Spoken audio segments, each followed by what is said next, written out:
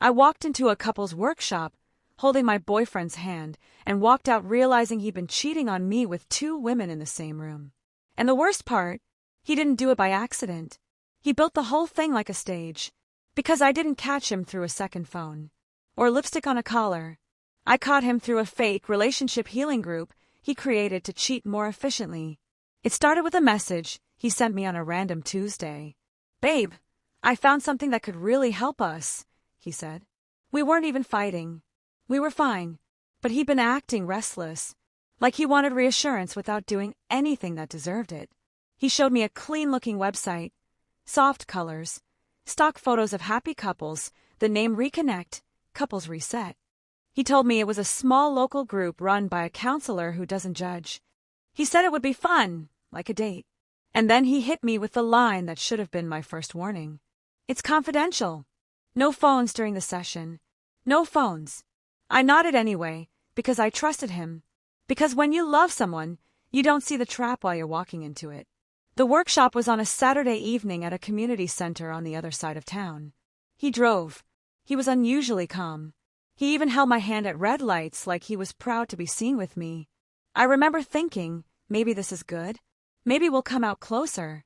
We parked, walked inside, and there was a sign taped to the wall. Reconnect, Session 4. Session 4? I thought it was our first time. He didn't mention there had been other sessions. But I told myself, maybe they run these all the time. At the door, a woman with a clipboard smiled and said, "Phones in the basket, please." There was literally a basket, like a kindergarten classroom. My stomach tightened, but I dropped my phone in because everyone else did. And then I looked around and realized something weird. There weren't many couples. There were mostly women. Some with partners, sure, but a lot of women alone, sitting close together, whispering, watching the door, like they were waiting for someone. My boyfriend squeezed my hand. "Relax," he whispered. "It's probably just an intro group." We took 2 seats in the back. And that's when I noticed him. A guy in a hoodie sitting in the corner near the exit. He wasn't with anyone. He wasn't talking. He was just observing. Like security. I told myself I was overthinking. Then the counselor walked in. A man, maybe mid-30s, clean haircut, calm voice. He introduced himself as Mark. He started with the usual gentle stuff, communication, trust, vulnerability. And it almost worked. I almost relaxed. Until he said, "Tonight we're doing an exercise called Honest Mirrors." Then he smiled and added, "It can get intense. That's why we keep it phone-free." Intense. Phone-free. My chest felt tight again. Mark asked everyone to write something on a card. One truth you've been scared to say. He passed around pens and index cards. My boyfriend leaned toward me and whispered, "Write something small. Don't go crazy." That made me angry. Because why was he controlling what I wrote? But I kept my face calm and wrote, "I need honesty, not performance." He wrote something quickly and folded his card like it was a secret. Mark collected the cards and put them in a bowl. Then he said, "We're going to read them anonymously." He pulled the first card. "I'm afraid my partner doesn't really know me." Okay. Normal. Second card. "I've been lying about where I go at night." The room shifted. A few women sat up straighter. Third card. "I kissed someone else and I'm not sorry." A woman in the front row quietly wiped a tear. My boyfriend's knee started bouncing. I noticed because he never bounces his knee unless he's nervous. Mark kept reading. "I have a secret relationship. I'm in love with 2 people. I created a version of myself that isn't real." Each card felt sharper, more specific. And then Mark pulled a card, unfolded it slowly and read, "I'm cheating, and I'm using this group to keep it hidden." The room went silent. Silent like the air got sucked out. And that's when I heard it. A tiny, involuntary laugh. From my boyfriend. So small he probably thought no one noticed. But I did. Because I was sitting inches away. I turned my head slowly. He was smiling. Not happy. Not amused. Smiling like a man watching a plan work. My stomach dropped to my knees. Mark set the card down and said calmly, "Okay. That's a big one." Then he looked around the room. "Who wants to speak to that?" No one moved. No one raised a hand. And that's when a woman stood up. Blonde. Tall. wearing a white sweater. Her voice shook, but her eyes were locked. "My boyfriend told me to come here," she said. "He said it would help us." My blood went cold, because those were the exact words my boyfriend used. She pointed across the room. Not at me. At him. At my boyfriend. My boyfriend's face changed instantly. The smile disappeared. His eyes widened like an animal caught in headlights. The blonde woman's voice cracked. "You," she said. "You told me this would fix us." Then another woman stood up. Dark hair. Leather jacket. Furious. "He told me the same thing," she said. "He said no phones because it's private." Then another. And another. Women, one by one, standing, saying the same phrases like they were reading from a script. Because they were. He gave them the same script. My hands went numb. I looked at my boyfriend and whispered, "What is this?" He leaned close and said, too softly, "Sit down. Sit down." Like he still thought he had authority over me. Mark didn't look surprised. That was the part that made it worse. Mark looked like this was expected. Like this was planned. And suddenly I understood. This wasn't a healing group. This was a trap. And my boyfriend wasn't the only one in on it. The hoodie guy near the exit shifted, like he was ready. I stood up. My chair scraped loudly. Every head turned toward me. And my boyfriend finally looked at me like he remembered I existed. Like he forgot there was a real girlfriend in the room. I said, "How many of us are there?" My voice sounded calm, which shocked me. My boyfriend's mouth opened. No sound came out. The blonde woman answered for him. "3," she said. "At least." My vision tunneled. Mark finally spoke again. "Let's keep this respectful," he said. Respectful. I almost laughed. My boyfriend created a fake healing group to cheat, and he wanted respect? I turned to Mark. "What is this place?" I asked. Mark's smile didn't reach his eyes. "This is a facilitated space," he said carefully. "A space you're charging people for," another woman snapped. And then everything exploded. Women talking over each other.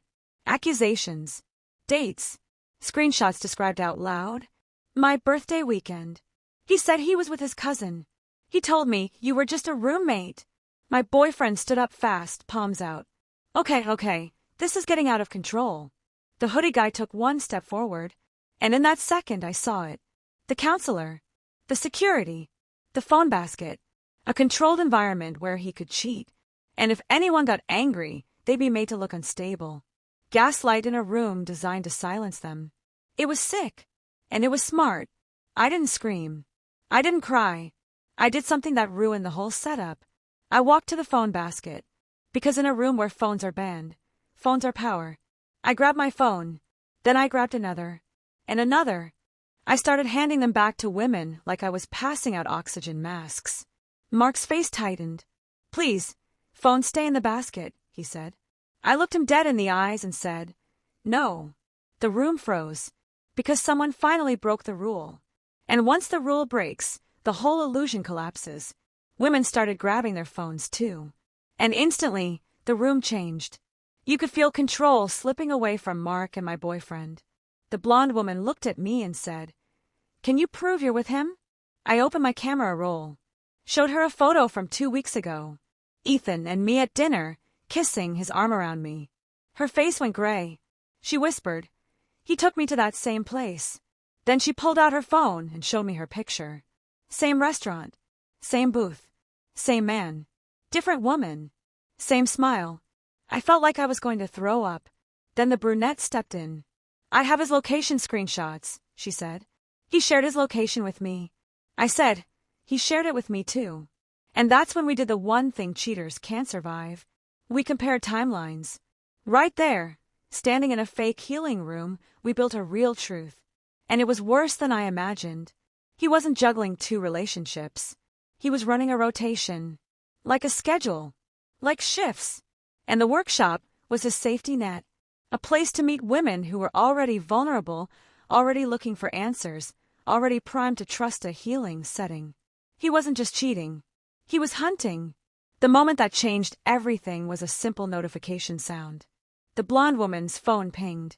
She glanced down and her lips parted. "Guys," she said. "He just texted me." She turned the screen so we could see. "Don't say anything." Stay calm. We'll talk later. My phone buzzed too. Same text. Word for word. Then another woman's phone buzzed. Same text. He was texting multiple women at once in the same room. Like he was managing a crisis at work. That's when I snapped, quietly. I walked up to him, close enough that he could hear only me, and I said, "You created this room to control us."